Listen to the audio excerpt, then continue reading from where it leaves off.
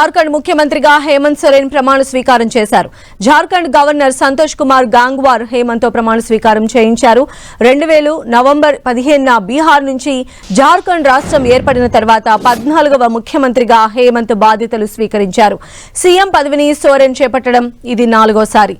కాంగ్రెస్ అగ్రనేత ఖర్గే, లోక్సభ ప్రతిపక్ష నేత రాహుల్ గాంధీ, మమతా బెనర్జీ, ఆర్జేడీ నేత తేజస్వి యాదవ్, అఖిలేష్ యాదవ్ సహా కూటమికి చెందిన నేతలు ప్రమాణ స్వీకారోత్సవానికి హాజరయ్యారు.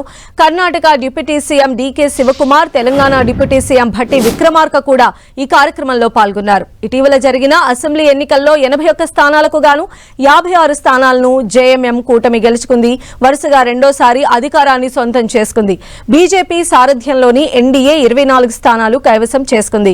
బరహాయిత్ నియోజకవర్గం నుంచి హేమంత్ సోరెన్ 39,491 ఓట్ల ఆధిక్యంతో గెలుపొందారు.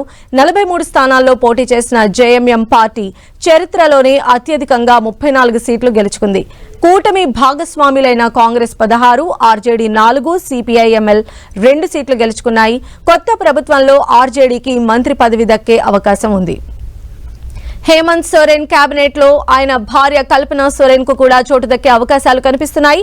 మనీ లాండరింగ్ కేసులో హేమంత్ జైలుకు వెళ్లిన తర్వాత పార్టీని ఆమె ముందుండి నడిపించి విజయ తీరాలకు చేర్చారు. తాజా ఎన్నికల్లో గాండే నియోజకవర్గం నుంచి 17,000 ఓట్లతో కల్పన విజయం సాధించారు. భర్త జైలుకెళ్లినప్పుడు ముఖ్యమంత్రి రేసులోకి కూడా వచ్చారు.